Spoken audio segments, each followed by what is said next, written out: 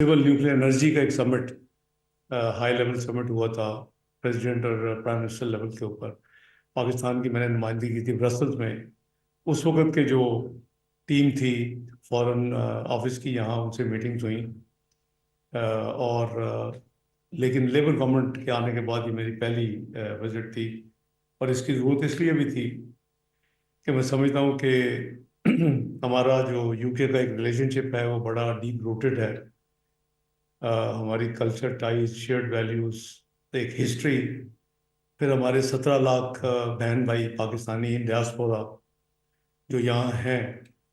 तो उस हवाले से भी इसकी गालबन ज़रूरत थी। तो दोनों ममालिक के जो जो वजारतें हैं खारजा की, फॉरेन ऑफिस, उन्होंने ये दौरे का फैसला किया और तय किया। तो अल्हम्दुलिल्लाह मैं समझता हूँ कि मेरा जो विज़िट थी बहुत ही एक्सटेंसिव, मसरूफ़ और potentially I would say very useful for Pakistan. मैं यहाँ की जो डिप्टी प्राइम मिनिस्टर हैं एंजेला रेनर साहिबा, उनको मिला। उनको मैं पहले भी जानता था। वो जब मैं फाइनेंस मिनिस्टर था पिछले साल, उस वक्त तो डिप्टी अपोजिशन लीडर थी और उन्होंने उस वक्त पाकिस्तान का दौरा किया था as deputy opposition leader in the House of Commons. और उन्होंने मुझे भी मुलाकात की थी और बड़ी अच्छी हमारी उस वक्त डिस्कशंस थी। तो यहाँ भी उनके साथ जो हमारी बातचीत हुई वो बड़ी पॉजिटिव थी कि हम मिलके दोनों ममालिक को आगे लेके चलें। सिक्योरिटी काउंसिल पाकिस्तान अल्हम्दुलिल्लाह नॉन परमानेंट मेंबर अगले 2 साल के लिए 1 जनवरी 2025 से मुंतखब हो चुका है। और जब तकरीबन 12 साल पहले हम मुंतखब हुए थे तो एक वोट की अक्सरियत से हुए थे। अल्हम्दुलिल्लाह इस दफ़ा 182 वोट वर्सेस 5 सिर्फ। तो ये एक हिस्टोरिक पाकिस्तान की जून में ये जो सक्सेस थी। और मैं मशहूर हूँ कि मुझे याद है उस दिन मैं बीजिंग में था, ऑफिशियल विजिट प्राइम मिनिस्टर के साथ। तो मुझे ऑब्वियसली बड़ी बेताबी से रिजल्ट का इंतज़ार था। टाइम डिफरेंस है न्यूयॉर्क का और बीजिंग का। तो मुझे बहुत करीबन लेट आवर्स में मुझे फिर वो रिपोर्ट आई कि जी 182 वोट्स वर्सेस 5 से हम मेंबर मुंतखब हो गए 2 साल के लिए अल्हम्दुलिल्लाह, करीबन 12 साल के बाद। वन ऑफ द फर्स्ट मुबारक के जो मैसेजेस थे वो शेडो फॉरेन सेक्रेटरी उस वक्त mister David Lammy was really surprised and appreciated. उन्होंने मेरा नंबर लिया, मुझे उन्होंने मैसेज किया कि बहुत फेलिसिटेशंस का मैसेज भेजा और कहा कि सब्जेक्ट टू अगर हम इलेक्शन जीत गए तो I will be your counterpart and look forward to working very closely. So आई दी ये चीज़ें भूलने वाली नहीं होती। तो ये जून की बात है, बहुत पुरानी बात नहीं है। सिर्फ आप कह लें कि पिछले 2.5-3 महीने पहले ये मामला हुआ। तो मेरी एंजेला रेनर साहिबा से जो मीटिंग हुई उसमें मैंने उनको पीआईए का मसला भी उठाया। ऑब्वियसली जैसे हर मुल्क में अपनी अपनी मिनिस्ट्रीज होती हैं और जो उनके पास 3 मिनिस्ट्री हैं, but overall she is deputy prime minister. तो ये मैं समझता हूँ कि हमारी बदकिस्मती है कि पिछली हुकूमत जो उस वक्त थी और उनके एक मिनिस्टर ने जो बयान दिया था, बहुत ही गैर जिम्मेदाराना बयान था। और उस वक्त से हम बहुत कुछ कर चुके हैं। यानी पिछला जो पीडीएम की गवर्नमेंट थी, मुझे याद है कि हमने वेस्टर्न जो एविएशन अथॉरिटीज़ हैं जो कि करीबन 27 तो यूरोपियन यूनियन में मेंबर्स हैं, उनसे हम अलहदा डील कर रहे हैं। यूके ब्रेक्सिट की वजह से अलहदा है तो यूके की एविएशन अथॉरिटी से अलहदा डील कर रहे हैं। और अभी मैं जब आया यहाँ बुध को ट्रैवल करके, तो जहाज़ में मुझे इतने ज़्यादा हम वतन मिले जो ट्रैवल कर रहे थे इस्लामाबाद से, और मुझे यही पूछ रहे थे जी कि हमारी कभी पीआईए रिवाइव होगी। हमें टिकटें भी महंगी मिलती हैं और हमें और दूसरी एयरलाइंस हैं वो यानी 15-15 घंटे लग जाते हैं पहुंचने के लिए। अब direct flight is direct flight. तो मैंने उनको बताया मैंने कि हम पूरी कोशिश कर रहे हैं। और हमने पिछले साल, अगर आपको याद हो, 9 अगस्त को पीडीएम की हुकूमत ने अपना टेन्योर 2-3 दिन पहले जो ख़त्म होना था अनाउंस कर दिया और नए इलेक्शन की तरफ चले गए। डिसोल्यूशन हो गई असम्बली की, तो उस वक्त तक हमने जो लॉ लीगल रिक्वायरमेंट थी कि नया लेजिस्लेशन लाएं, आप रेगुलेटरी और सिक्योरिटी एविएशन फंक्शंस को अलग-अलग करें। It was a huge exercise, वो हमने की। हमने कई अपने ऑडिट्स करवा चुके हैं। और पिछली जो मीटिंग हुई है बड़ी रिसेंटली, वो हमारी जो एम्बेसडर थी ब्रसल्स में, आमना बलोच साहिबा, वो उन्होंने 24, इफ आई नॉट फॉरगेट, 24 अगस्त को हुई है, तो उन्होंने वो मीटिंग अटेंड की जो यूरोपियन यानी एविएशन अथॉरिटीज़ की जो उनकी एक काउंसिल या कमेटी है उसकी, जिसमें हमने अपना पेश किया। तो इंशाल्लाह उम्मीद है, मैंने इसीलिए डिप्टी प्राइम मिनिस्टर से भी कहा कि ये एक हमारी कम्युनिटी का और डियास्पोरा का बहुत सीरियस मसला है और हमारी बहुत बड़ी प्रायोरिटी है इसके ऊपर। तो इंशाल्लाह we will continue to engage, और उस वक्त तक तसल्ली से नहीं बैठेंगे जब तक ये काम मुकम्मल ना हो। एविएशन मिनिस्ट्री जो है जनाब मेरे दोस्त भाई ख्वाजा आसिफ साहब के पास है, और उसके ऊपर जो एविएशन के कुछ मामला में 1-2 कमेटीज़ भी हैं जो मैंने रात एक्सप्लेन भी किया कि पीआईए की प्राइवेटाइजेशन है, ताकि ये रिस्टोर करनी फ्लाइट्स तो ठीक है, लेकिन इसकी privatisation will bring much more, उसके ऊपर एक पुश एंड फ्लाइटें, नए जहाज़ आएंगे। और इसी तरह हम इस्लामाबाद एयरपोर्ट को आउटसोर्स करने के लिए बिड्स हमने मांगी हुई हैं। तो ये 1 अक्टूबर को पीआई की बिड्स आ रही हैं इंशाल्लाह। और फर्स्ट राउंड जो हमारा इस्लामाबाद एयरपोर्ट की बिड है, जिसमें वर्ल्ड बैंक की जो अदारा है IFC, international finance corporation, IFC, वो ट्रांजैक्शन एडवाइज़र है। और वो 7 अक्टूबर को वो बिड्स आ रही हैं, और टेक्निकल बिड्स जो हैं वो 3 दिन इवेल्यूएट हो गए, 10 को फाइनेंशियल बिड्स भी खुलेंगे। तो ये हमारा रोड मैप है इंशाल्लाह अपने डियास्पोरा की बेहतरी के लिए और इनको असिस्ट करने के लिए। इंशाल्लाह वी आर वर्किंग टुगेदर। तो चूँकि हमारी अब एक एक्टिव रोल होगा अगले 2 साल में यूनाइटेड नेशन फोरम के ऊपर as member of the Security Council, तो काफ़ी कंट्रीज़ जो इंक्लूडिंग परमानेंट मेंबर्स, तो वो उनकी ख्वाहिश है कि हम उनके साथ मिल के अपना प्री डिस्कस करें, एक एजेंडा बनाएं। और उस हवाले से भी मेरी honourable Foreign Secretary of UK David Lammy साहब से वो भी बात हुई। मेरी दूसरे जो परमानेंट मेंबर्स हैं उनसे भी बातचीत जारी है, और शायद एक आध उनमें से जो मुल्क है उसको मैं दिसंबर 31 से पहले विजिट भी करूं, ताकि देखिए ये एक नादर मौका है। हम अपनी जिम्मेदारी पूरी पाकिस्तान अदा करेंगे, चाहे वो गाज़ा की इशू हो, फ़लस्तीन वाली, चाहे वो जम्मू एंड कश्मीर की इशू हो, चाहे वो इस्लामोफोबिया हो। ये 3 ऐसे सब्जेक्ट्स हैं कि जो मल्टीलेटरल फोरम्स में मैं पिछले जब से हुकूमत में ओथ लिया है कंटिन्यूसली मैं इसको टेकअप कर रहा हूँ। और आपने देखा कि उसके नतीजे में पाकिस्तान ने बड़ी कामयाबी के साथ, मैं पाकिस्तान की नुमाइंदगी गैम्बिया में ओआईसी का जो हेड्स ऑफ गवर्नमेंट समिट था उसमें मैंने की, और हमने पहली दफ़ा ओआईसी सेक्रेटरी जनरल का एक फुल टाइम एक एनवॉय ऑन इस्लामोफोबिया हमने मुकर्रर करवाया। वो बड़े स्कॉलर हैं, पाकिस्तान में बेस्ट टर्की के रह चुके हैं, इस प्रोफेसर। तो वो इसी महीने अपनी जिम्मेदारी वो उसको शुरू कर रहे हैं। तो मैं लाइटर में बात कर रहा था कि हम अपना पूरा रोल अदा करेंगे जो ग्लोबल कॉन्फ्लिक्ट्स हैं, लेकिन इंटरनेशनल जो अदारे हैं, खासकर यूएन जनरल असम्बली और यूएन सिक्योरिटी काउंसिल, इनके फिर फैसलों पे अमल दरामद भी कराना वो ग्लोबल कम्युनिटी की जिम्मेदारी होनी चाहिए। आपने देखा कि रेजोल्यूशन कश्मीर में भी कब से हुई है, आज तक अमल नहीं हुआ, बल्कि उल्टे काम हो रहे हैं। और फिर हमने देखा कि गाज़ा के ऊपर रेजोल्यूशंस हुई, उस पर भी अभी कोई खतर का प्रोग्रेस नहीं हुई।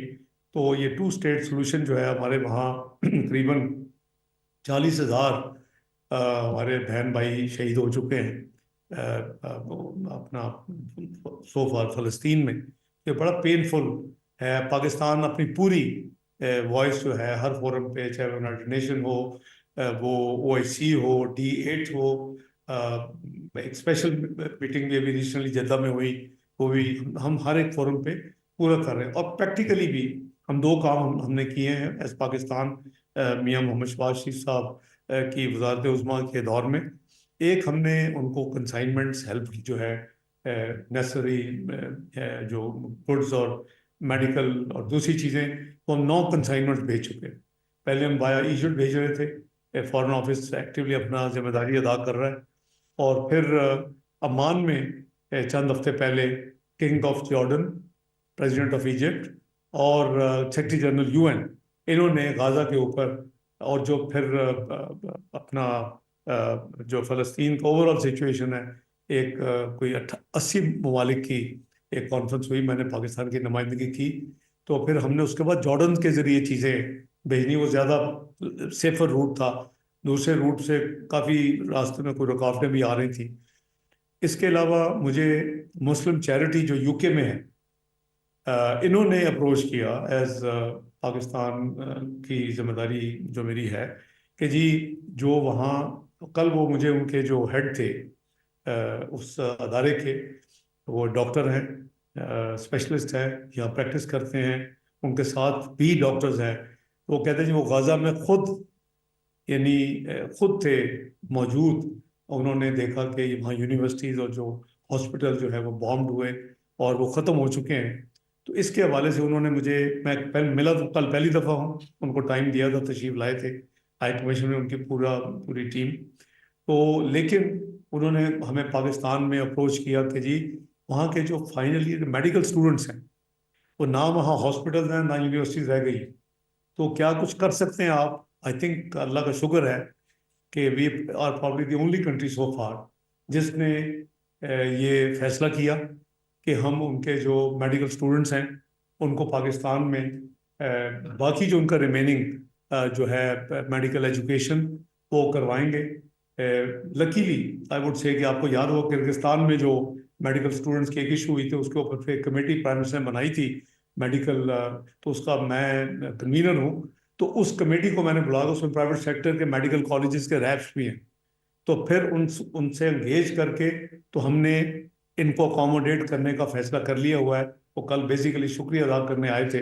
देखिए ये वो नबी पाक सल्लल्लाहु अलैहि वसल्लम ने फरमाया कि अगर एक मुसलमान को तकलीफ हो तो should be if felt by every Muslim. तो ये तो बहुत बड़ा सानिया है। और को जो जो एट्रॉसिटीज़ और जो कुछ जम्मू एंड कश्मीर में हो रहा है वो कोई डिफरेंट नहीं है। तो लेकिन ये चूंकि रिसेंट है और एक बड़ा हैविली यानी नुकसानात हुए हैं, और virtually international court of justice ने इसको प्लॉजिबल जेनोसाइड का नाम दिया। तो ये हमारे सामने है। तो अल्हम्दुलिल्लाह वो भी मैंने कश्मीर के जिक्र भी किया। अब मैंने अपना फ़लस्तीन की बात की, मैंने इस्लामोफोबिया की भी बात की, अपने जो मेरे होस्ट इस मुल्क में थे। तो इंशाल्लाह वो बहुत ओपन माइंड के साथ they are willing to work together. तो इंशाल्लाह ये जो हमें अल्लाह ताला ने अपॉर्चुनिटी दी है, इसको हम बिल्कुल मिल के कोशिश करेंगे कि अपना पूरा रोल जो है हमें इस नॉन परमानेंट मेंबरशिप का 2 साल की हमारी जिम्मेदारी है, उसमें अपना ग्लोबल रोल, इफेक्टिव रोल अदा करें इंशाल्लाह। तो इसी तरह मेरी मीटिंग जो फॉरेन सेक्रेटरी साहब से हुई, वो भी बहुत ही पॉजिटिव और बहुत ही अच्छे अंदाज में, मैंने आपको बताया कि वो इवन जब शेडो फॉरेन सेक्रेटरी थे उस वक्त से वो मुझसे इन टच हैं। और हमने all things under the control, under the radar and under the sun, हमने खुल के बातें की। क्योंकि थोड़ा सा ल्यूक वार्म तो मैं नहीं करूँगा, कुछ स्लोनेस है रिलेशनशिप में, जिसको हमें यानी एक नेचुरली हायर लेवल पे लेके जाना, what I call enhanced strategic partnership. तो ये क्योंकि UK का ऑलमोस्ट हमारी 4 बिलियन से ज़्यादा हमारी ट्रेड वॉल्यूम है इनके साथ। हमारे जैसे मैंने कहा कि हमारे 17 लाख पाकिस्तानी बहन भाई यहाँ हैं, और वो पाकिस्तान का एसेट हैं बिटवीन पाकिस्तान एंड UK। उनका अपना रोल है, और उनकी सहूलियात के लिए भी इंशाल्लाह जो कुछ ये हुकूमत कर सकती है हम करेंगे। वो मैं लास्ट नाइट भी मैंने अर्ज़ किया कि मसलन हमारी कोशिश होगी कि जब हम दूसरे स्टेक होल्डर, क्योंकि कोई अकेली जमात या दो जमातें मिल के भी कॉन्स्टिट्यूशनल अमेंडमेंट नहीं कर सकती जब तक उस पर राजीनामा ना हो। तो हमारा जो ऑब्जेक्टिव या हमारा जो गोल है, और मैं जब यहाँ था 22 तक, तो मैं यही कहता था कि यहाँ से वोट देना काफ़ी नहीं है, इनकी नुमाइंदगी कुछ सीटें होनी चाहिए, मुख्तस होनी चाहिए, जो कि यहाँ से मसलन यूरोप से, इंग्लैंड से नुमाइंदगी हो, अमेरिका से हो, मिडल ईस्ट से हो। तो 5 से 7 यानी ओवरसीज डियास्पोरा के नुमाइंदे पार्लियामेंट में बैठे हो, मखसूस नशिस्तें हो। उसका मैकेनिज्म देखा जा सकता है कि जो पॉलिटिकल पार्टीज की प्रोपोर्शनेट रिप्रेजेंट है, उनकी स्ट्रेंथ, जैसे वुमेन रिजर्व सीट होती है, माइनॉरिटी सीट्स होती हैं, या डायरेक्ट ये खुद लोग इलेक्शन करें उनका, क्योंकि उसमें एक प्रॉब्लम आएगी कि मिडल ईस्ट में most of the countries they do not allow the politics and voting shooting, वो हमें बड़ा, लेकिन ये आईनी तरमीम के साथ हो सकता है सिर्फ, और तमाम राजी होंगे, लेकिन हमारे एजेंडे पे है। इसी तरह ओवरसीज पाकिस्तान फाउंडेशन, उन्होंने कल बहुत अच्छा एक काम किया, उसमें बाद में आता हूँ, जो उन्होंने ये पुटअप किया एक बहुत बड़ा शो, और वो भी उन्होंने हाउसिंग स्कीम्स वगैरह ओवरसीज पाकिस्तानी की शुरू की हैं। लेकिन हमारे इस गवर्नमेंट की, मियां शहबाज शरीफ गवर्नमेंट के एजेंडे पे है कि हम कैपिटल डेवलपमेंट अथॉरिटी CDA जो है, वो उसके ज़रिए भी एक एक्सक्लूसिव जो है कम से कम एक स्कीम हो, जो कि आप लोगों के लिए हो और पाकिस्तानी डियास्पोरा के लिए हो, एक्सक्लूसिव, और वो उसमें वो अपने घरों के लिए और अपने अपने लिए वो प्लॉट वगैरह लें, और वो कब्जा की इशू भी नहीं होगी, कोई मसला नहीं होगा, जो कि हमारी जर्नली होती है। इस मीटिंग्स के अलावा मेरी मीटिंग जो सेक्रेटरी जनरल कॉमनवेल्थ हैं, उन्होंने रिसेंटली पाकिस्तान का दौरा भी किया था। उनके साथ हमारे 2-3 बड़े एक्सक्लूसिव एंगेजमेंट्स हैं इस वक्त पाकिस्तान की। एक क्लाइमेट चेंज पे है, जिसका जिसका मैंने फॉरेन सेक्रेटरी साहब से भी डिस्कस किया, और deputy prime minister of UK को भी सेंसिटाइज किया। लेकिन कॉमनवेल्थ के फोरम पे भी she is very actively involve in this, और यूथ की डेवलपमेंट के लिए। तो ये 2 एरियाज बड़े इम्पोर्टेंट थे। उनकी मीटिंग्स जो पाकिस्तान में विजिट थी, वो बड़ी डिटेल्ड विजिट थी, और मेरे साथ भी उनके इंटरेक्शन हुआ, मैं यहाँ भी उनको मिला। तो आइडिया इसके हम इस रिलेशनशिप को आगे लेके जाएं, और आपने देखा कि अल्हम्दुलिल्लाह अब हमारे ब्रिटिश ओरिजिन, ब्रिटिश पाकिस्तानी जो है बहन बहन भाई, वो अब माशाल्लाह अच्छा खासा नंबर हाउस ऑफ कॉमन्स में भी है, हाउस ऑफ लॉर्ड्स में भी है, और फिर बेशुमार काउंसलर्स हैं, बेशुमार फिर उनमें से मेयर्स भी हैं, डिप्टी मेयर्स भी हैं। तो एक बहुत ही इफेक्टिव डियास्पोरा बन चुका है पाकिस्तान का। इसी तरह हमारा जो AJK, आज़ाद जम्मू कश्मीर का, यहाँ एक पूरा चैप्टर है, पूरी कम्युनिटी है, उनके भी मामलात है। और मुझे 2022 तक कहा करते थे कि एक अगर ब्रिज बन जाए, कहते जो ब्रिज ना होने की वजह से उधर भी सड़क है, उधर भी सड़क, और वो 6-7 किलोमीटर का हो तो हमें 30 किलोमीटर प्लस का सफ़र जो करना पड़ता है बच जाएगा। तो मैंने आने से पहले ये सोचा कि ये काम तो कर दूँ मैं। तो अल्हम्दुलिल्लाह आने से पहले एथनिक एक रात पहले हुई, मैंने बुध को जाना था, मंगल को, और वो प्रोजेक्ट जो है वो अल्हम्दुलिल्लाह फेडरल गवर्नमेंट प्लानिंग को मैंने कहा था वो लेके आए, और हम एथनिक में, जिसको अगर प्राइम मिनिस्टर हो तो जो वो चेयर करते हैं, ना हो तो मुझे जिम्मेदारी दी हुई है उन्होंने, और मैं उस मीटिंग को चेयर करके उसको अप्रूव कर दिया है। तो जो AJK की कम्युनिटी है वो बहुत, जब उनको पता चला, इंक्लूड्स सम MPs ऑल्सो, तो उन्होंने बहुत उसको अप्रिशिएट किया, और हाउस ऑफ लॉर्ड्स के भी कुछ मेंबर्स थे, दे आर फ्रॉम AJK। तो ये एक अटेम्प्ट है अपने रिलेशनशिप को हायर लेवल पे लेके जाने की, और अपनी फिर हमें ये नहीं बोलना चाहिए कि मैंने उसको एक्नॉलेज भी किया, शुक्रिया भी अदा किया फॉरेन सेक्रेटरी साहब का, जो मेरे काउंटर पार्ट है, कि उन्होंने पाकिस्तान की एक्सपोर्ट को फ्री एक्सेस जो दी हुई है UK में ब्रेक्सिट के बाद। तो वो इंडिकेशन ही है कि इंशाल्लाह कंटिन्यू रहेगी। तो इस विजिट में जो चीज़ें दो तीन क्लियर हुई, चूँकि दो नए मिनिस्टर ऑफ स्टेट हैं इनके, हाउस ऑफ अपना फॉरेन ऑफिस में FCDO, उसमें जो मिस्टर फॉक्नर हैं, वो ये पॉलिटिकल चीज़ और इन चीज़ों को, मतलब अफगानिस्तान, वो इन चीज़ों को डील करते हैं, वो पाकिस्तान विजिट करेंगे। और इनकी जो लेडी मिनिस्टर ऑफ स्टेट है मिस डॉड्स, तो वो भी विजिट करेंगी सेपरेटली ऑब्वियसली। तो वो डेवलपमेंट असिस्टेंस को, क्योंकि FCDO foreign Commonwealth development office बन चुका है, तो डिफरेंट जो होता था वो मर्ज हो चुका है काफ़ी सालों से अब। तो उस इसको पहले एंड्रयू मिचेल करते थे, 2022 में मेरी उनसे मीटिंग हुई थी, 20 में बल्कि मार्च में हुई थी, मैं the conservative government was there.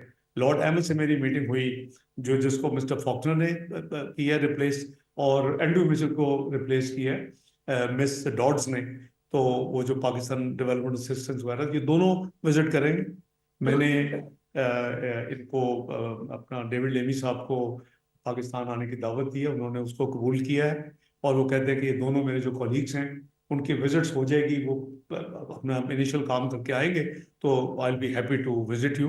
लेकिन उससे पहले वी एग्रीड कि हमारी साइड लाइन पे UN में भी मीटिंग्स होंगी, और COP29 आ रहा है नवंबर में, he is likely to be there and so would be I, तो वहाँ भी हमारी मीटिंग होगी। तो एक जो था ना जी, पाकिस्तान डिप्लोमेटिक तन्हाई का शिकार हो चुका है, वो लोग मेरा हाल किसी नींद में थे और वो ख्वाबें देख रहे थे, वो मामला बिल्कुल नहीं है। After this government is taken responsibility under the premiership of Mian Shahbaz Sharif. तो इसी तरह मैंने डिप्टी प्राइम मिनिस्टर को भी इनवाइट किया है। जैसे मैंने कहा कि वो 2022 में she was very kind to have visited us as deputy leader of the opposition in House of Commons, तो उन्होंने भी वादा किया कि वो भी आएंगी, और उनकी विजिट जो है वो दोनों ऑफिस जो DPM के हैं वो आपस में कोऑर्डिनेट करके डेट्स को तय करें। तो इसके अलावा जो रात मैंने अर्ज किया कि आपने देखा कि आपने पाकिस्तान डियास्पोरा का जो फंक्शन था, एंड आई एम ग्लैड कि वो उस होटल में था जिसमें जो COD जो हुआ था, चार्ट ऑफ डेमोक्रेसी, वो हुई तो थी मई 2006 में इन हिल्टन पार्क लेन बिटवीन मियां मोहम्मद नवाज शरीफ और उस वक्त मोहतरमा बेनज़ीर भुट्टो साहब के दरमियान। पर उसके बाद फैसला किया गया कि तमाम political parties including Imran Khan साहब, उन सबको इनवाइट किया गया, और वो जो सारा इकट्ठ हुआ था वो मिलेनियम होटल में हुआ था, जहाँ जिसके सबसे बड़े हॉल में हम रात थे। There was overflow, you could see 400 से ज़्यादा लोग थे, और कई लोग मुझे पता चला कि जगह ना होने की वजह से वो खड़े भी थे और वापस भी उनको जाना पड़ा। तो अल्हम्दुलिल्लाह I think it was a great show. I compliment उसके ऑर्गेनाइजर्स को, हाई कमिश्नर साहब को। ज़्यादा रोल फ्रेंकली वो ओवरसीज पाकिस्तान फाउंडेशन का है, कि उन्होंने ये प्रपोज किया था। मैंने कहा I be very happy to meet अपने डियास्पोरा को, व्हाई नॉट। तो उनको मिला, फ्रैंक बातें की, और मैंने उनको क्या बताया, मैंने कहा सियासत को एक तरफ रखते, अब ये देखें कि पाकिस्तान की इकोनॉमी किधर थी। तो आप में से कुछ साथी मैंने देखा रात थे वहाँ, ये 2013 में मैक्रो इकोनॉमिक अनस्टेबल कंट्री को मियां नवाज शरीफ साहब की क़यादत में उठा के हम एक दुनिया की 24वीं बड़ी मीशत बना ली हमने 3.5 साल। पहली दफा IMF का प्रोग्राम कंप्लीट हुआ, double digit inflation single digit पे आ गई। हमने 3.6% 2017 तक कंज्यूमर प्राइस इंडेक्स, जो मेन इंडिकेटर होता है इन्फ्लेशन का, फूड इन्फ्लेशन 2%, 6% GDP ग्रोथ, आपका पॉलिसी रेट लेस देन 6% जब मियां नवाज ने छोड़ा। जब शायद खकान साहब ने 2018 में छोड़ा तो ये तकरीबन 6.25 था, मियां साहब ने 5.25 था जब मैं और उन्होंने छोड़ा। तो बात यह है कि वो best stock market of south Asia, 5th best in the world, highest foreign exchange reserve जो अभी तक आज तक नहीं टूट सका रिकॉर्ड। तो दैट्स वाई पाकिस्तान की प्रोजेक्शन जो global authority PricewaterhouseCoopers ने की कि the way this country has taken off 3-3.5 साल में, कहते थे 10 से 12 साल लगेंगे, 3-3.5 साल में वहां पहुंच गया जहां दुनिया की 24वीं मीशत, तो तमाम इंडिकेटर ठीक थे, मैक्रो इकोनॉमिक इंडिकेटर्स। और क्या था मैसेज ये था कि जी पाकिस्तान इसी तरह चला तो चंद सालों में ये पार्ट ऑफ जो प्रीमियम क्लब है G20, जो लार्जेस्ट 20 इकोनॉमीज है दुनिया की, उसमें हमारा गोल था और होना चाहिए। लेकिन मैंने रात भी ऑडियंस को कहा कि मुझे छोड़े, आप सिर्फ ये पूछें कि हमने 2018 के बाद हमने क्या किया, किधर पहुंचे। अब मुझे कोई किसी को इंडिविजुअल ब्लेम करने की जरूरत नहीं है। यू बी दी जज एंड डिसाइड। आप 24वीं इकोनॉमी से 47 इकोनॉमी गिर के पहुंच गए। अब 47 से 20 में जाना टॉप 20 में, और 24 में 20 में जाना, you can see the difference. इसी तरह जो सेकंड बिगेस्ट जो ब्लंडर हुआ वुड से, देखिए जब 2013 के इलेक्शन थे, आई एम टॉकिंग जनवरी फरवरी 2013, तो क्या था इंडिकेशन कि जी जो भी इलेक्ट होगी पार्टी, ये मुल्क 6 से 7 महीने में डिफॉल्ट डिक्लेयर करे। पाकिस्तान में declared macro economy unstable country, और कहते थे 10 से 12 साल लगेंगे। How long did it take? Pakistan में बहुत रेजिलियंस है, सिर्फ काम हार्ड वर्क की जरूरत है, ईमानदारी के साथ। और हमने जो पॉलिटिकल पार्टी के, उन्होंने no no matter which political party means, ये थी जो उस वक्त रिपोर्ट थी। हमने क्या क्या हमारा मंशूर था मियां नवाज शरीफ साहब की क़यादत में, 3 E's में उसे कहा करता था। इकोनॉमी, इसको फिक्स करेंगे, एक्सट्रीमिज्म टेररिज्म का खात्मा करेंगे, और इलेक्ट्रिसिटी, ये 18 घंटे की लोड शेडिंग इंशाल्लाह खत्म करें। मियां साहब ने कहा था अपने टेन्योर में तीनों काम करके हम इंशाल्लाह कौम को ये तोहफा दें। आपने देखा कि इकोनॉमी तो फिक्स हो गई 3 साढ़े 3 साल में। दुनिया, हर दुनिया का दायरा, रेटिंग कहाँ से कहाँ चली गई, हर दुनिया पाकिस्तान को प्रेज कर रही थी। Pakistan is like second choices place in the foreign direct investment field. कहाँ पहुंच गए? 47th economy.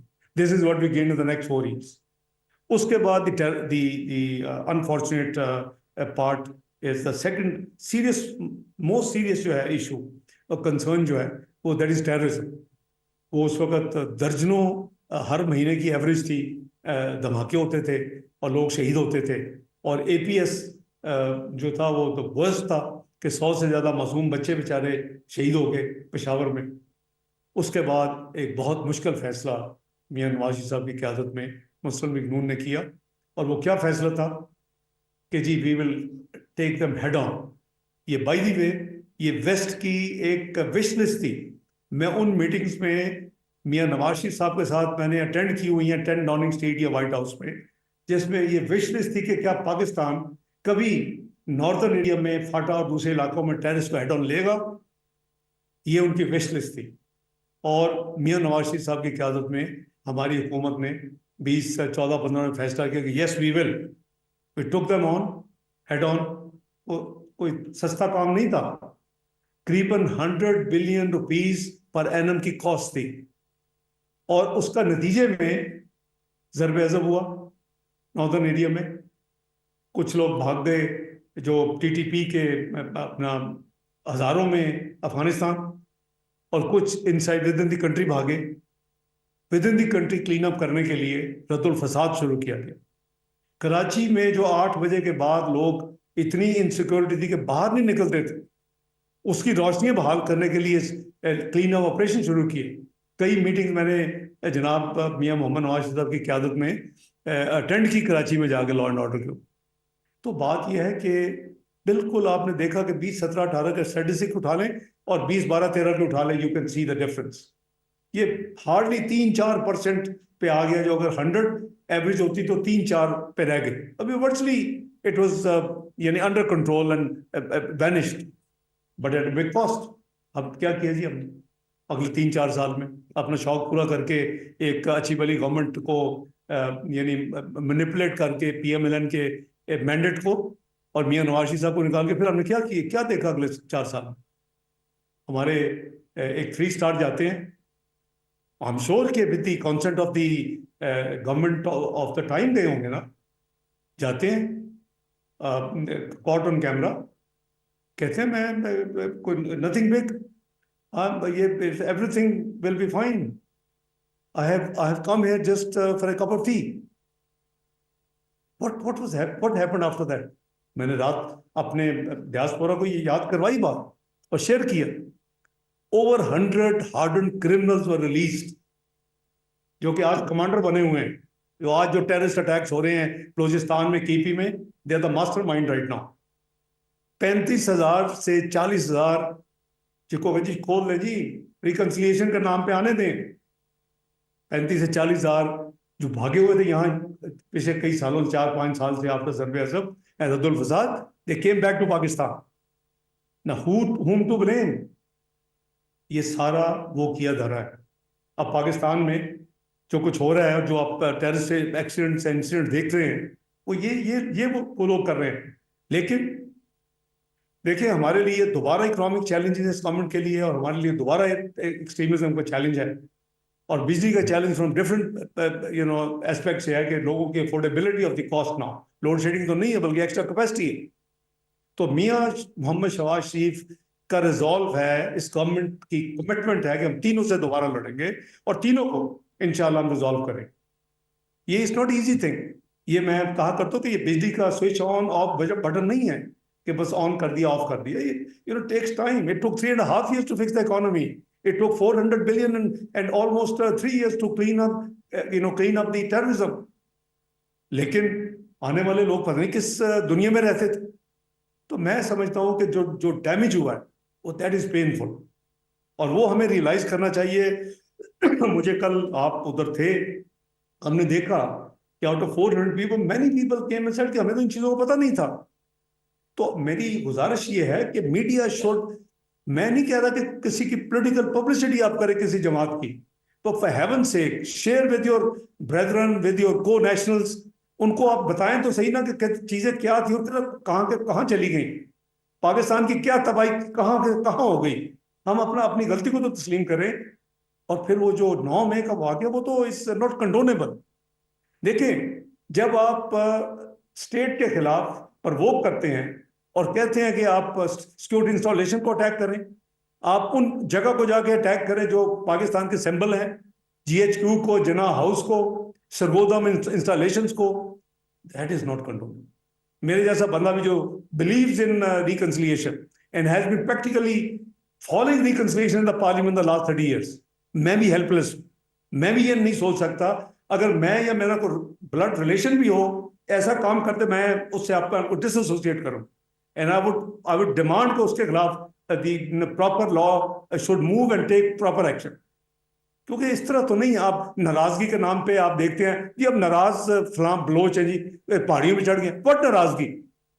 वो स्टेट तो आपकी माँ है, आप माँ से नाराज हो गए।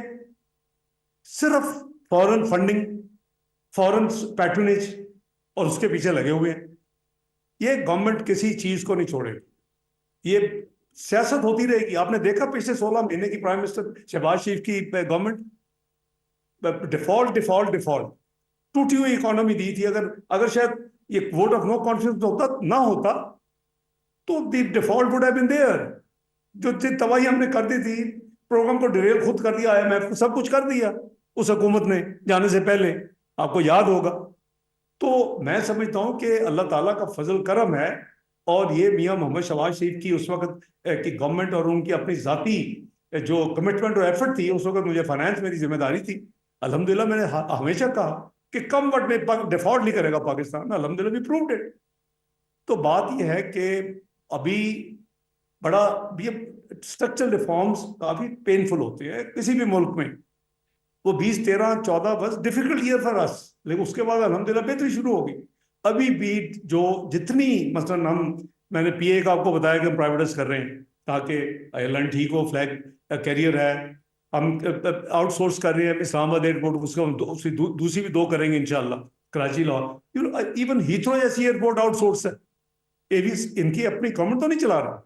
तो अगर ये दुनिया में जितनी अच्छी एयरपोर्ट्स हैं वो सारी आउटसोर्स हैं, ऑपरेटर चलाते हैं। तो इंशाअल्लाह ये वो काम है। हम स्टेट जो ओन एंटरप्राइजेज हैं लॉस में, उनकी हमने ऑलरेडी अंडर, अब काबीना रेटिफाई करेगी तो काम शुरू हो जाएगा। 24 अदारों को फर्स्ट फेज में आइडेंटिफाई कर दिया है कैबिनेट कमेटी ऑन प्राइवेटाइजेशन ने कि वो प्राइवेटाइज फास्ट ट्रैक में की जाए। उसमें डिस्को भी शामिल है, जो बिजली के तबाही करने वाले हमारे अदारे हैं, डिस्ट्रीब्यूशन कंपनीज। तो मैं चूंकि उसका चेयरमैन उसका भी हूं मैं, तो हमने वो अल्हम्दुलिल्लाह रिकमेंडेशन भेजी है। जो ही काबीना उसको रेटिफाई करेगी तो काम शुरू हो जाएगा। तो ये वो चीजें हैं, ये पेनफुल होंगी लेकिन हमें करनी है। मुल्क को हमने ठीक करना है। ये अगर ये मुल्क 2017 में दुनिया की 24वीं मीशत बन सकता था तो अब क्यों नहीं बन सकता? लेकिन distance is very long now. 47 से हम उधर वापस जाना है और जा रहे हैं। आपने देखा कि हमारा जो इस दफा का मैनिफेस्टो था, उसमें इकोनॉमिक चैप्टर की जिम्मेदारी मुझे दी गई थी। तो मैंने उसमें, आप अगर देखें, बड़ा क्रिस्प और ब्रीफ है और बड़ा प्रैग्मेटिक किया था कि फिस्कल ईयर 2025 में तक हम इसको 10% पे इन्फ्लेशन को ले आएंगे और जाने से पहले अपने टेन्योर में इंशाल्लाह इसको हम फिर दोबारा 20, 17, 18 की तरह करीबन मिड रेंज में 5-6% पे छोड़ेंगे। आप देखेंगे अल्लाह का फजल है, ये अल्लाह ताला की खास करनवाजी है कि इस ऑलरेडी ये 9.6 पे पिछले महीने गया, उससे पहले 11% था उससे पिछले महीने। तो ये सारी चीजें डूएबल है, it's a matter of commitment. Policy rate देख लें, 22% पे था, 19.5 पे आ चुका है। मॉनेटरी पॉलिसी कमेटी की मीटिंग ड्यू है, कानून के मुताबिक वो इंडिपेंडेंट है, स्टेट बैंक का जो एक जैली कमेटी है। आई एम श्योर कि अब कहाँ इन्फ्लेशन 9.6, कहाँ अभी भी 19.5%, तो उसमें तो मैं एक्सपेक्ट कर रहा हूँ कि रीजनेबल उसमें रिडक्शन कमेटी करेगी, प्रोफेशनल है कमेटी, उसमें कोई हुकूमत की कोई इन्फ्लुएंस नहीं। तो इंशाल्लाह आप देखेंगे कि ये एक साइकिल है। ये वाई स्टेबल रुपीज रिक्वायर्ड, मैं एक्सप्लेन किया करता था कि एक्सपोर्ट कहते हैं उसको बढ़ाने के लिए बस एक्सचेंज रेट खुला छोड़ दें।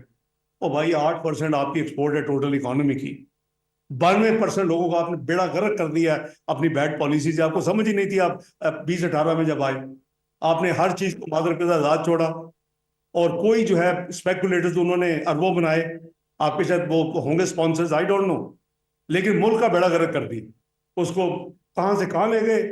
वो आज वो हम पूरी कौम भुगत रही है।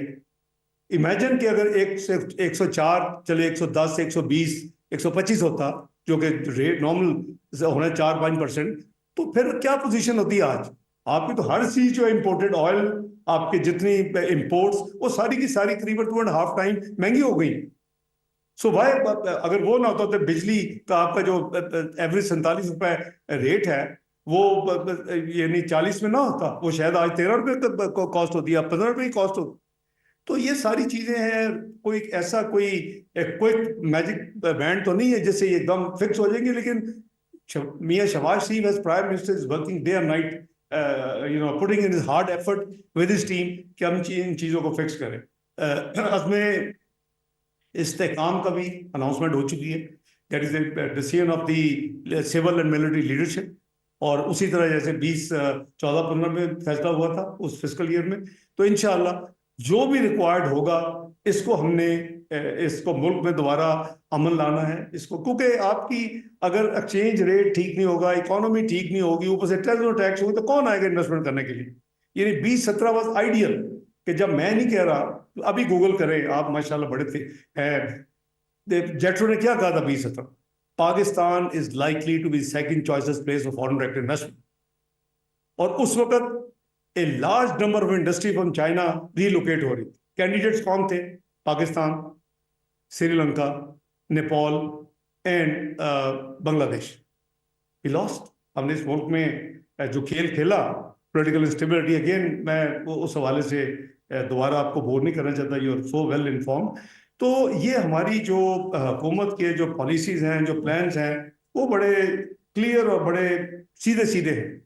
और ये इंशाल्लाह आप देखें ना, यानी एवरीथिंग विल बी फाइन और I am here for a cup of T. आज मुल्क क्या क्या कीमत अदा कर, और उससे वो जो नाराज जो अपने आप को कहते हैं वो भी इनकरेज होते हैं। जाहिर है कि जब एक दो जगह पे हो गई तो वो दूसरे भी इनकरेज होते हैं, और वही लोग हैं जो हार्डन क्रिमिनल जिनको छोड़ा वो रिपोर्टेडली आज कमांडर बने हुए, और वही काम करें जो पहले थे। उनकी वर्कफोर्स जो है वो हमने आने दी, फ्लड गेट खोल दिया, आ जाए रिकंसिलिएशन के नाम पे। तो ये जाती कुछ नहीं है, लेकिन मुल्क की बात है। और मैं समझता हूँ कि उसमें जो गवर्नमेंट की डिटर्मिनेशन है कि जी कम वक्त में सियासत देके होती रहेगी, अल्लाह मालिक है सियासत, अल्लाह ने जिसको देनी है, कहते कुरान हकीम में भी है कि मैं जिसको चाहूँ मैं इज्जत दूँ, जिसको चाहूँ मैं जिल्लत दूँ, जिसको चाहे मैं हुकूमत दूँ, जिसको चाहे मैं जिससे ले लूँ। तो अल्लाह की अमानत है। लेकिन हमें रिगार्डलेस के पॉलिटिकल उसकी एंगल नहीं होना चाहिए। हम we should do every possible effort कि हम इन तीनों चीज़ों को दोबारा काबू करें। इसको ठीक करें, आवाम के लिए फिक्स करें, अल्लाह ताला से भी अजर मिलेगा। और अल्लाह ताला के कौन सोच सकता था कि वह जो यानी मेरा क्या चार्ज था कि मैंने वीजा टैक्स रिटर्न नहीं दी, व्हाट अ भोंडा चार्ज कि मेरा मेरा क्राइम क्या था कि मैं फिजिकल डिसिप्लिन कहता तो जरूर होना चाहिए। We should not commit to spend what we can not afford. मैं आज भी यही कहता हूँ और हमारी ये हुकूमत उस पर अमल कर रही है। और अब मैं समझता हूँ जिन्होंने गलती की थी वो आज रियलाइज करते हैं। मैं 6 दफा कह चुका हूँ कि अगर मेरी बात मानी होती 2017 में कुछ लोगों ने, तो आज पाकिस्तान ये दर बदर कशको लेके ना फिरता है $1 बिलियन के लिए पिछले 2 साल में। I have numbers now, I have the proof of the evidence. तो बात यह है कि हमारा मुल्क है, इसको हमने मिल के आगे लेके जाना है। हमें अपनी सियासत से बालातर होकर इस मुल्क को जो इसका सही मुकाम है उसको उस वहां तक पहुंच इसको लेके जाना, और वो हम जॉइंटली कर सकते हैं। मुझे कोई उसमें जरा रत्ती भर भी नहीं है कि जी ये मुश्किल है, ये नहीं होगा। I am very optimist. वो जो मुझे कहते हैं कि जी $130 बिलियन का कर्जा है तो पाकिस्तान किधर से देगा, मैं उनको कहता हूँ खुदा का खौफ करो यार, अल्लाह का शुक्र अदा करो। It is not verified, tested, served estimates कि $10,000 बिलियन के अल्लाह ने आपको रिजर्व दिए हुए। आपके पास माइंस एंड मिनरल्स हैं, आपके पास ग्रेनाइट है, आपके पास स्टोन्स हैं। तो हमने इसीलिए SIFC एक बनाई है, स्पेशल इन्वेस्टमेंट फैसिलिटेशन काउंसिल, जिसमें तमाम स्टेक होल्डर्स मौजूद हैं। तो वो जो दर बदर 50 जगह से जाके परमिशन लेनी उसकी जरूरत नहीं है। तो ये हमारा लास्ट ईयर हम ये करके गए थे। एक वो हमारा अदारा है।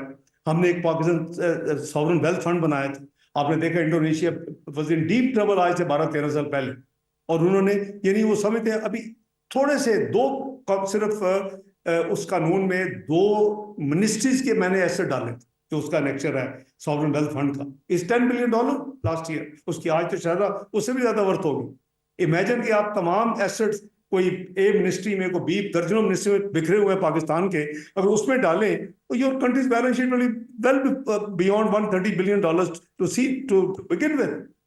तो कोई ऐसा ऐसा मसला नहीं है। अल्लाह के फजल से हर चीज रिजॉल्व हो रहा है।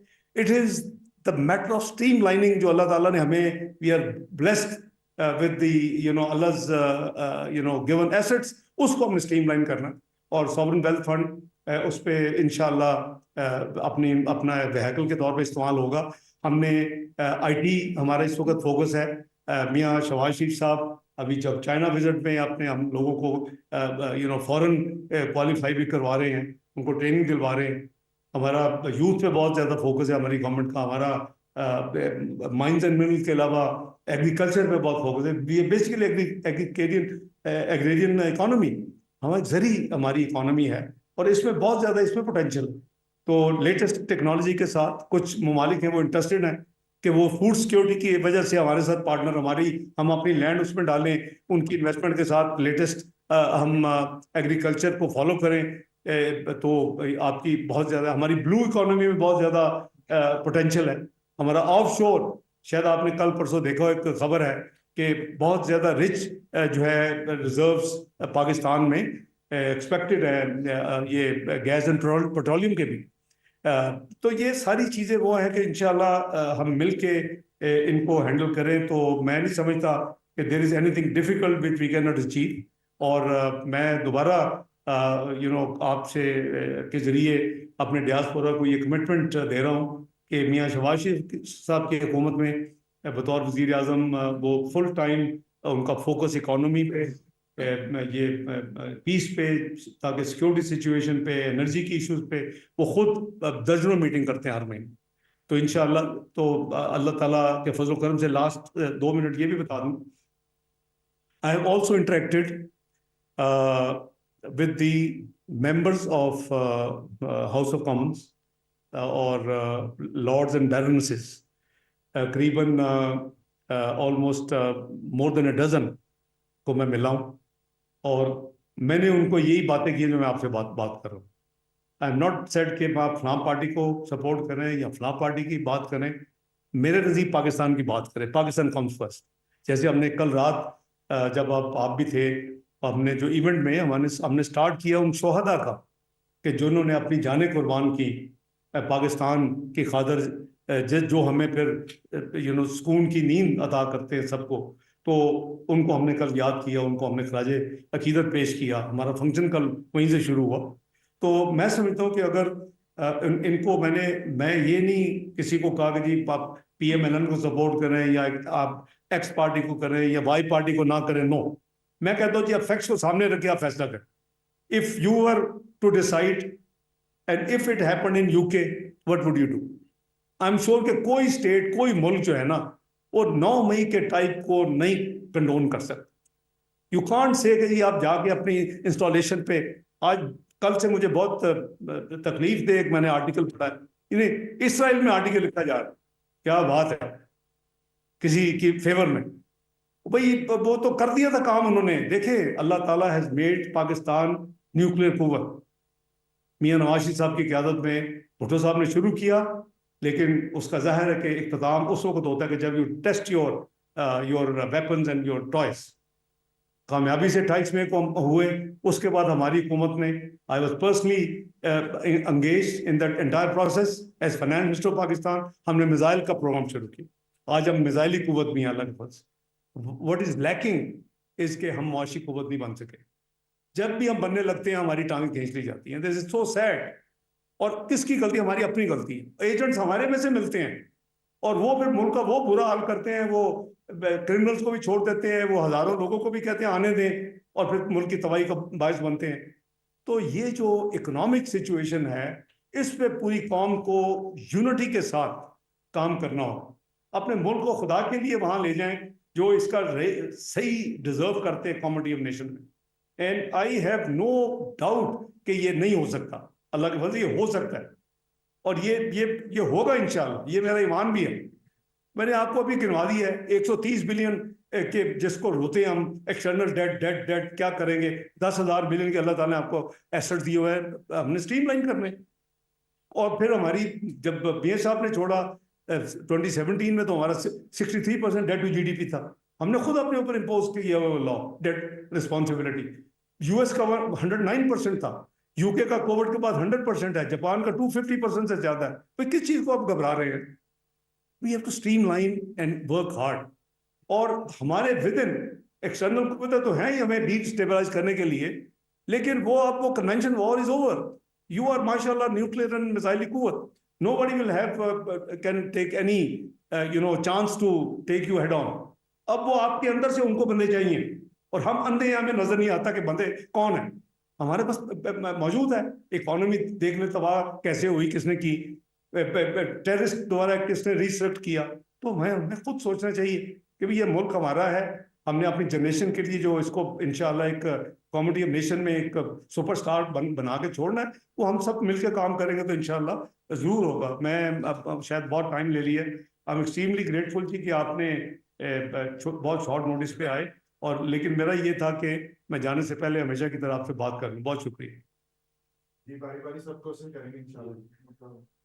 जी डॉक्टर साहब, दो सवाल है। सबसे पहला सवाल ये है कि बहुत सारे लोग ये जानना चाह रहे हैं कि मियां नवाज शरीफ साहब खामोश क्यों है। जब से वो लंदन से गए तकरीबन 1 साल होने को है, उन्होंने 2 या 3 दफ़ा बात की, और इतने क्राइसिस चल रहे हैं पाकिस्तान में, इंपॉर्टेंट इशूज़ हैं, और वो लग रहा है कि वो रेलिवेंस हो रहे हैं। और दूसरा ये कि जो साबिक़ वज़ीर आज़म के मिलिट्री ट्रायल की बात हो रही है, आप क्या समझते हैं कि एक एक्स सिविलियन प्राइम मिनिस्टर, उसको सिविलियन ट्रायल, उसका मिलिट्री ट्रायल होना चाहिए? जी। 2 सवाल आपने किए हैं जी शाह साहब, तो लेट मी ट्राई टू। एक तो ये कि मियां नवाज शरीफ साहब बिल्कुल खामोश नहीं है। आप शायद शाह साहब कोई सैर तफरीह में शायद बिजी हो जाओ, आपने उनको नहीं सुना। He full time active, as you know के माशाल्लाह पार्टी की प्रेसिडेंटशिप मियां शहबाज शरीफ साहब ने उनके ऑफिस हवाले की, ताकि वो गवर्नेंस पे पूरी तरह फोकस कर सकें। मियां नवाज शरीफ साहब फेडरल गवर्नमेंट की टीम और पंजाब हुकूमत की टीम के साथ रेगुलरली इंटरेक्ट करते हैं। He is totally involve. उनकी गाइडेंस, उनका हमें उनके मशवरे, उनके हदायत पे पूरी पार्टी जो है वो अमल करती है, और दोनों गवर्नमेंट्स करती हैं। और आपने देखा कि कई ऐसी चीज़ें हैं बड़े क्लियर हैं। वो कहते हैं कि जी सियासत नहीं, सो मुल्क को ठीक कर, और जो भी आपको कोई कीमत अदा करनी पड़ती है वो करे, मुल्क को ठीक करे। एक तो ये है। तो मियां साहब माशाल्लाह इस प्रेसिडेंट ऑफ दी, अब कायद तो थे ही थे, अब प्रेसिडेंट भी वापस वो हैं, और वो जो जो फ्रॉड केसेस थे वो भी हवा में उड़ चुके हैं। तो लोग कन्फेशन भी, अच्छा इतनी जल्दी मैंने लीडरशिप, ये भी एक अल्लाह का डिवाइन मुआवजा है कि इतनी जल्दी मैंने एविडेंसेस री सर्विस होते नहीं देखे। मैटर 5-6 साल यानी आप देखें भुट्टो साहब का अभी जाके जुडिशियल मर्डर जो है यानी माना गया। आप यहाँ जज खुद कन्फेस करते रहे हैं, बेचारे फौत उनको मार दिया गया, क्या कुछ नहीं हुआ। तो वो बिल्कुल माशाल्लाह हमें उनकी गाइडेंस, उनकी विजन से पूरा फायदा मिले इस हुकूमत को। मियां शहबाज शरीफ साहब कॉन्स्टेंटली टच उनसे होते हैं और वो मीटिंग्स पैदा करते हैं। हमारा जो हेड ऑफिस है PMLN का मॉडल टाउन में 180H में, तो वहाँ मीटिंग्स हमारी पीरियोडिक होती हैं, महीने में कम से कम होती है। दूसरा जो है, देखें कोई हमने कोई नया कोई लॉ कॉइन नहीं किया। आपके मुल्क में जो लीगल सेटअप और लॉज मौजूद हैं, सेट ऑफ लॉज, उस पर एक मिलिट्री एक्ट भी है और उस पर डिफाइन है। वो आज नहीं लिखा गया, किसी को नहीं पता था कि कोई इतना भी कभी मौका आएगा कि मुल्क का को प्राइम मिनिस्टर हो और फिर वो रहा हो और फिर उसके बाद वो प्रवोक कर दे के जाके कर दे। ये है कि आइदर इट्स मी और द स्टेट। तो लॉ के तहत सारा मामला हो रहा है। I am not privy to what's going to happen, लेकिन ये मिलिट्री इंस्टॉलेशन के ऊपर, सिक्योरिटी इंस्टॉलेशन के ऊपर जो है वो that comes under the military act, जो भी उनका आर्मी एक्ट है और जो लॉज हैं। तो अगर उसमें जो भी लॉ कहेगा उस हिसाब से, I am not neither privy nor I can guess कि जी क्या होगा, लेकिन होगा कानून के मुताबिक। I am sure. अभी आप देखें इधर साउथ पोर्ट में शाह साहब, एक मिसलीडिंग या झूठी ट्वीट हुई, 33 इंस्टॉल पाकिस्तान यानी हमारे खासकर मुसलमानों के उसके ऊपर attack. But look at the speedy justice, activate हो गया पूरे का पूरा सिस्टम, रात बैठे दिन बैठे। और ये चंद साल पहले भी एक दफा हुआ था, उन्होंने एविडेंस दिखा के किसी को 1 साल, किसी को 2 साल, किसी को 3 10 साल तक भी सजाएं दी ना। इसको कहते हैं, देखिए द कॉन्सेप्ट ऑफ सजा इन इस्लाम इज डिटरेंस। अल्लाह ताला को क्या मिलना है कि गर्दन काट दें, हाथ काट दें, दूसरे साइड का पाँव काट दें। This is to discourage and make other frightened कि मैं दोबारा ये काम ना करूं। तो बात ये है कि अब क्या, एज ए सेट के law will take its own course, तो उनको यहां तक नहीं जाना चाहिए। जैसे मैंने कहा कि I am basically believer in reconciliation. इनका 126 दिन का धरना शाह साहब मैंने उठवाया था ऑन बिहाफ ऑफ PMLN। मैंने नेगोशिएट किया था with my colleague Hasan Iqbal साहब और दूसरे साथी थे उसमें, तो हमने किया था बिल्कुल। लेकिन ये जो काम है ना, ये यूनिक है कि जी आप मिलिट्री इंस्टॉलेशन और सिक्योरिटी अदारों को जाके हमला करते हैं, ये किसी सोसाइटी में, किसी मुल्क में ये टॉलरेबल नहीं। तो क्या होगा, the time will tell, but one thing is sure, हमें अपने जुडिशियल सिस्टम को इंप्रूव करना होगा। लोग महीनों क्या 3-3 नस्लों तक इंतजार करते हैं, उनको इंसाफ नहीं मिलता। लेकिन हमारे जैसे VVIP प्रोफाइल को एक पिटीशन डालते हैं, उनको अगले हफ्ते उनकी लग जाती है। और ये भी मौका आया पिछले चंद साल पहले तो उनको फोन करके बुलाया जाता है, हाँ जी आप अपनी पिटीशन क्यों नहीं इधर लाए। अब तो नहीं है वो सिस्टम, वो तो इसको हमें जुडिशियल रिफॉर्म्स करने हैं। This government is committed to do every and any difficult job जो कि मुल्क की बेहतरी के लिए। तो हमारी कमिटमेंट है, हम इंशाल्लाह ये शहबाज शरीफ साहब एक्टिवली इस पर काम कर रहे हैं। और जो ही अलाइज के साथ और दूसरे हमारे जो हम ख्याल जमाते हैं उनके साथ कंसेंसस होगा तो जुडिशियल रिफॉर्म्स भी होंगे इस मुल्क में इंशाल्लाह। जी डॉक्टर साहब, आपने माशाल्लाह डिटेल